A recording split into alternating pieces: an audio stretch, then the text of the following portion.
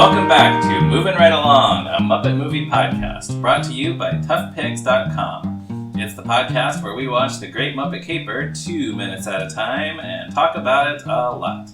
I'm your host, Ryan Rowe. I'm your other host, Anthony Strand. And today we are very happy to have a guest who I am particularly fond of.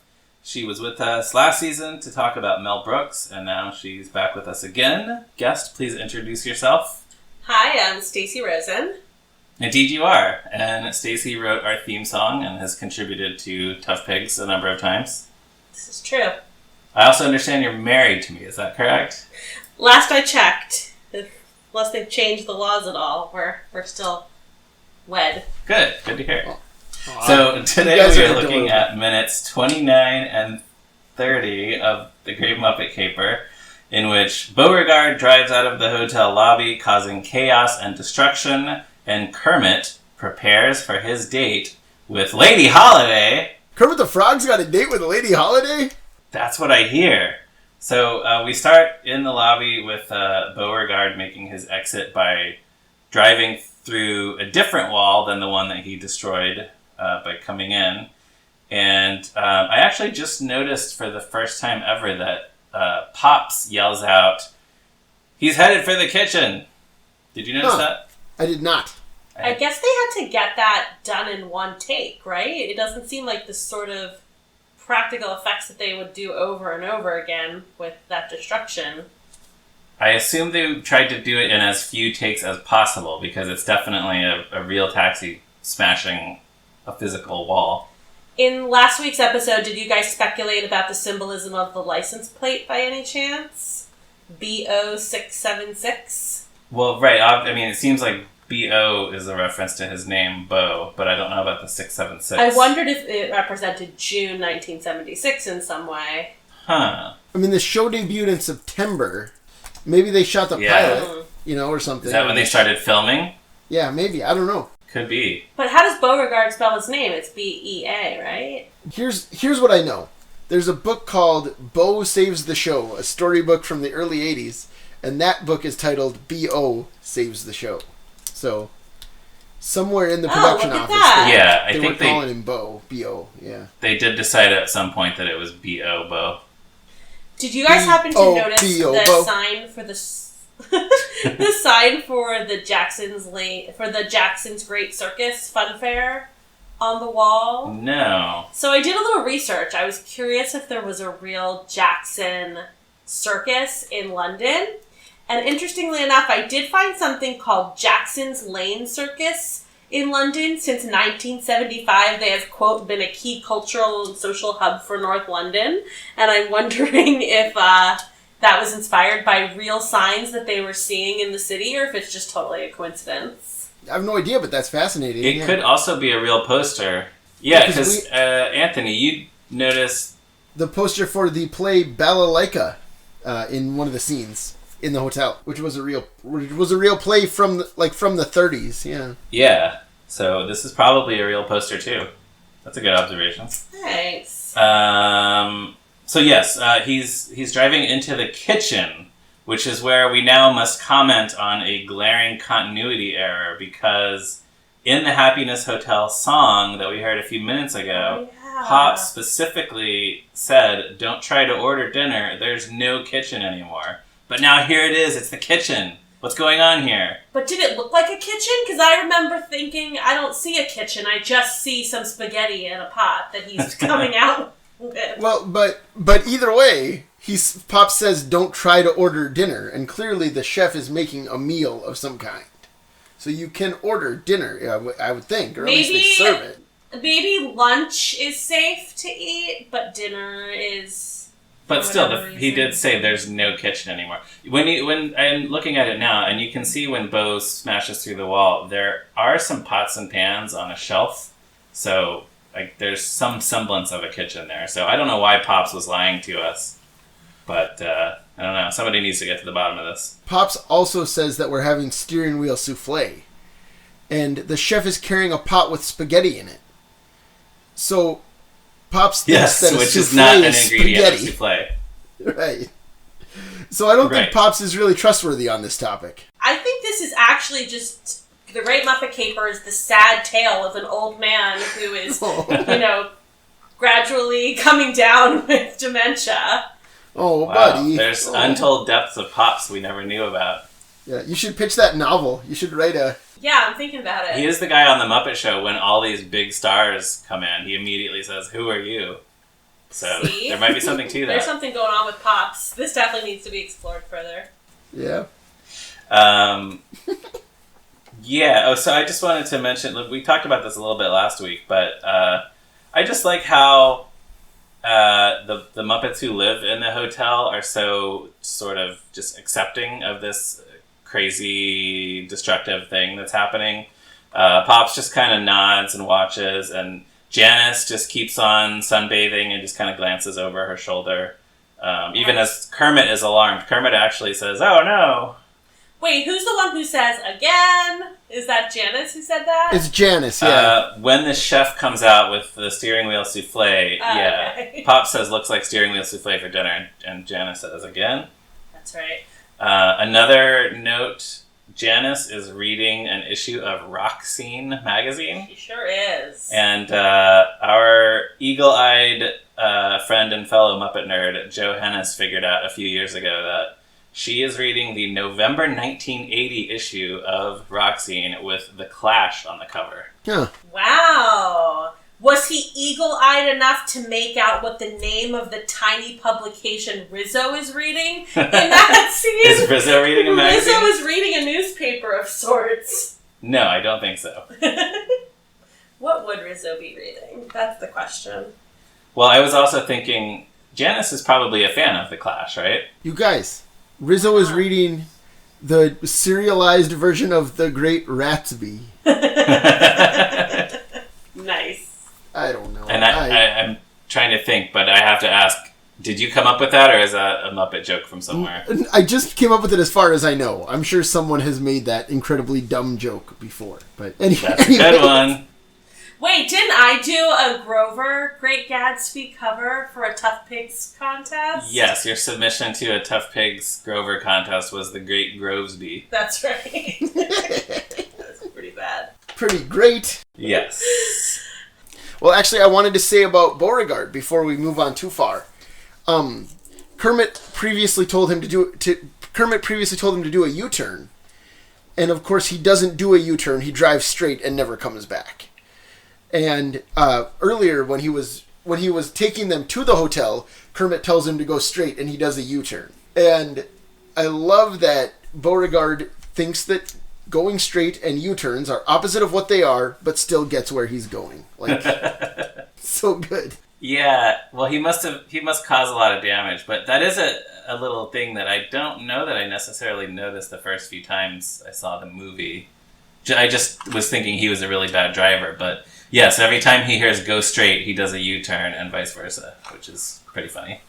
Well, in all fairness, and I really hope she doesn't listen to this show, I'm pretty sure she doesn't, but I have a friend, and I was visiting her in another city last summer, and she would get confused between left and right. When I would tell her, when I was navigating, I would say go left, she would go right, and when I said right, she would go left. And, generally speaking, I think she knows the difference between these things, but maybe something happens when you're under pressure and you're behind that wheel. Did she go to Beauregard driving school? She may have, actually. I should research further. You got to tell her to hold out her thumb and forefinger, and the one that looks like an L is the left hand. I gotta tell you, that's what she eventually started doing. There you go. That's amazed. the way. I had no idea. Something interesting from the July 22nd, 1980 draft of the screenplay. That's my birthday.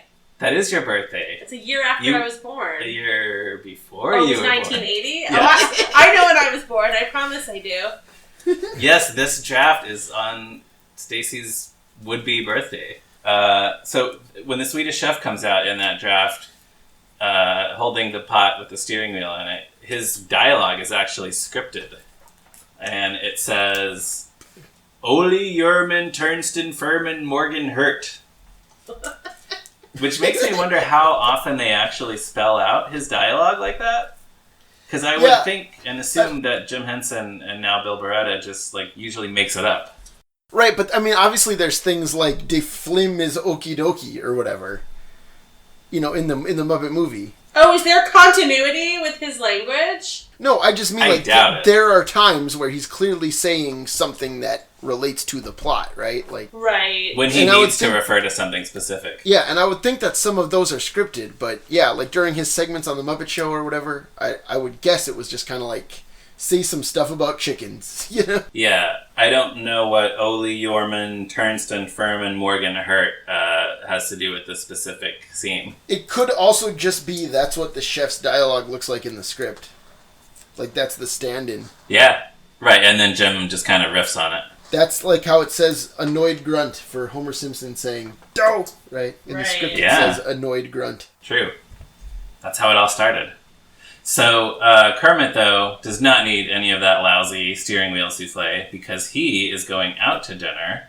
And this leads us to where Fozzie whispers to Pops that Kermit has a date with Lady Holiday. And within seconds, everyone in the hotel knows about it and everybody's talking about it. Yeah, that's a pretty jerk thing to do. It's Pops' fault. Well, it's Pops' fault, but it's also Fozzie's fault. I'd say it's more Fozzie's fault. Right. Like, Fozzie is the one who says it first. we've just established that Pops is a senile old man. And Fozzie's like, "Hey, I gotta tell you a secret for unknown reasons." That's true. It's just pretty jerky. He, like, not a few seconds before said, "Don't tell anybody." Right, and then Fozzie just immediately tells the next person he sees. To be fair, that just happened on an episode of Game of Thrones. Where it did. John told Sansa some really important information and said, "Don't tell anybody else." And then she immediately turned and seemingly told Tyrion. So, for those of you Game of Thrones watchers, you know what I'm talking about. And now everyone will know what week we're recording this. Oh, yeah, that was, way back when. You guys, it's okay though, because by the time this comes out, everyone in the finale will know that Tyrion's dead, Jon Snow is dead, Sansa's dead. Doesn't matter. None of it matters. They're all dead. None of it matters. And that Pops is the king of the Iron. Whoa! He sits on the Iron Throne, king of the Seven Kingdoms. That's obviously what they were leading to this whole time. That's a weird... Hey, at the 52-second mark, in the background, is that the snowman from Muppet Family Christmas? That we can see, like, all the way in the back of the hall? I would very much doubt that puppet Is this existed. before Muppet Family This Christmas? is this is 6 years earlier. So I would think that puppet was built for that. Isn't that a snowman I see, though? Do you see what I'm talking about, Ryan? I don't. At 52 seconds. I don't think the snowman had been built yet. Do you see what I see in the back? Do you see what I see? There's. Do you want to see a snowman? We're gonna cut out some of this, but let's see if we can. I think it might be a member of the Jug Band. Alright, might be a Jug Band member. But there are a lot of Muppets in this scene all over the place, so. Did anybody else find it, like... Wait, let me just clarify. Lady Holiday is a fashion designer, correct? Yes. Okay. Can you guys name any famous fashion designers? Donna Karen. Okay. What's his name? Calvin Klein. Tommy Hilfiger, Ralph Lauren. Okay. Alright, that's fair. Kenneth Cole. Isn't there something a little bit objectifying about the way they all react and go, "All right"? Like, to me, it seems like this is not about the fact that this is a fashion designer. To me, it feels like they're commenting on, like, how attractive she is. Am I reading into this? No, I can see. Well, I've never thought of it that way. You're talking about like when the band comes out and yeah, when after Pops yells that he's going on a date with Lady Holiday, then everyone comes out and says, "Lady Holiday," and yeah, Dr. Teeth is like, "All right," and like opens his eyes all excitedly. Yeah, I mean, raises his eyes. Yeah, I mean, I definitely can see that. I also think that it could just be like, "Oh, Kermit's got a date. Look at Mr. going on a date over here." That's what I thought, because it's like when I was in high school and I had a date and my little brother and little sister would be like, "Ooh, Ryan's got a date," that kind of thing. So you think maybe the people reacting don't even know who Lady Holiday is? They're just repeating what they've heard?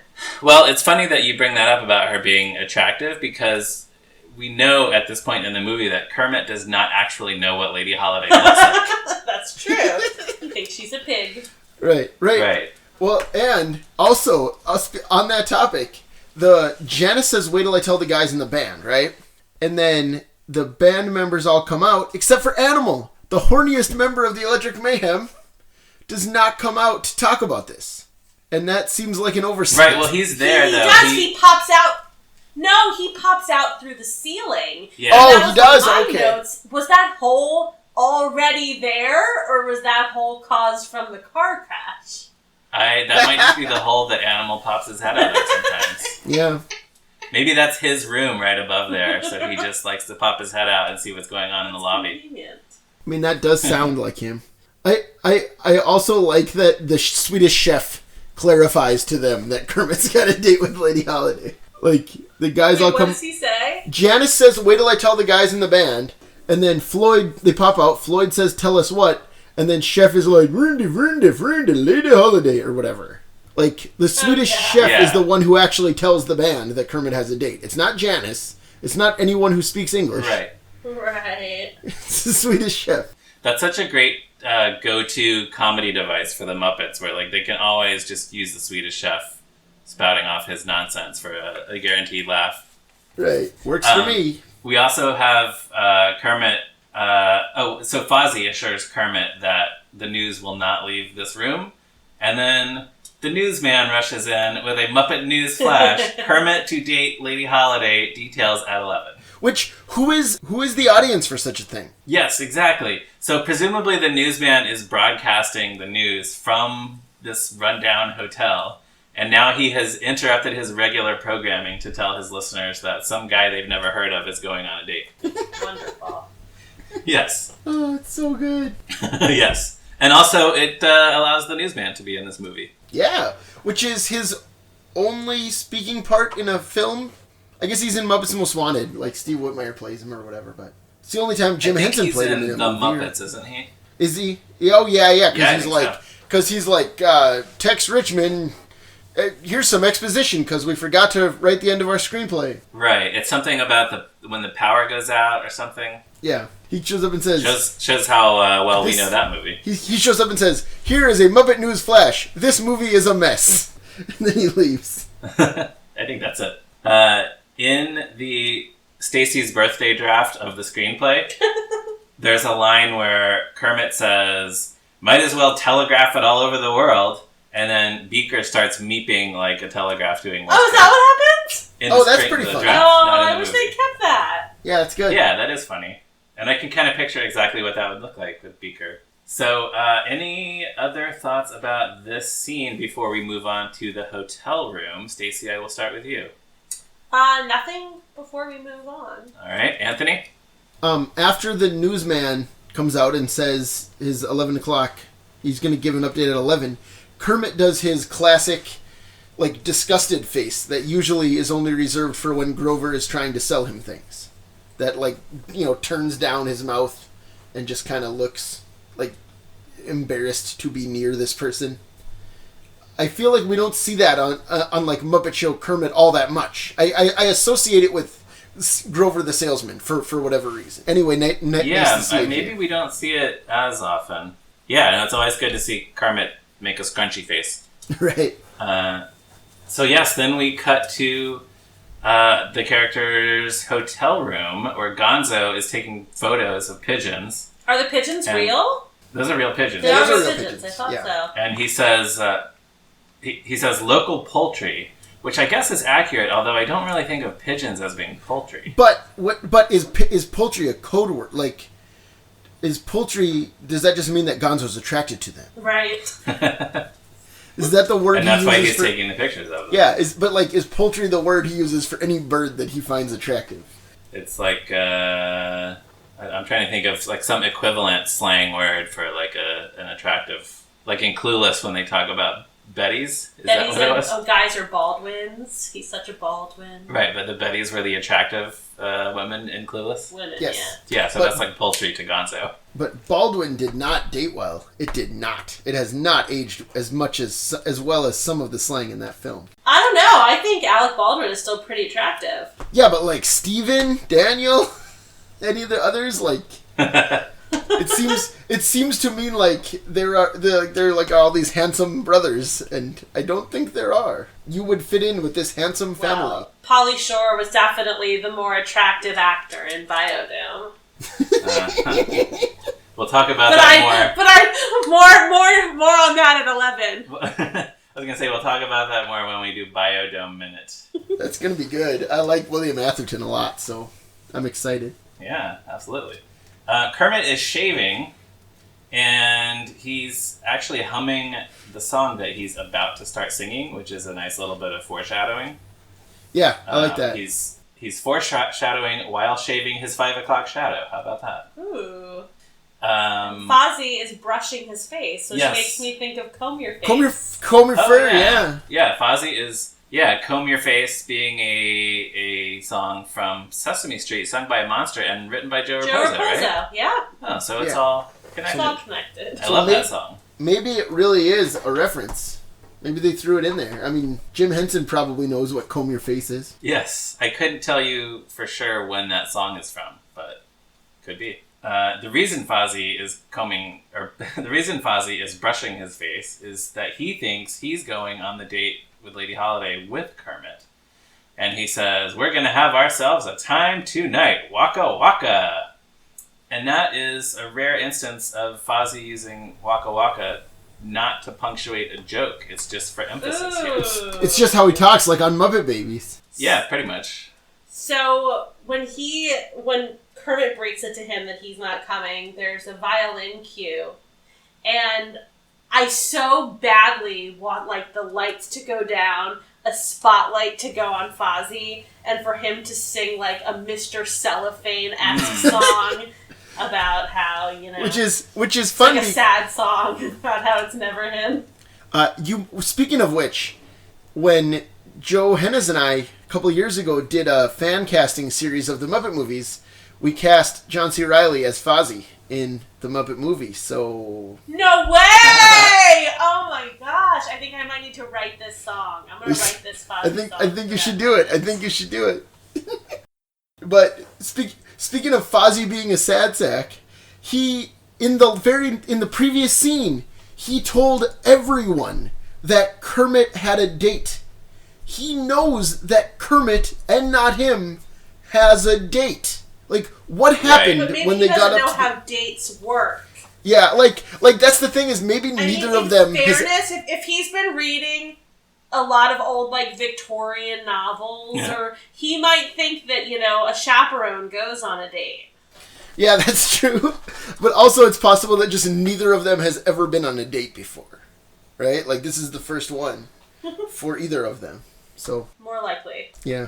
Who knows? Although I do enjoy the idea of Fozzie reading Victorian novels. I was going to say, though, it does seem like it would be appropriate for Fozzie to have a song in a Muppet thing where he sort of sings about being the third wheel, always the bridesmaid. Kermit's always with Piggy, and Fozzie wants to have the spotlight on the stage, but he doesn't always get it. So, yeah, they should write that song.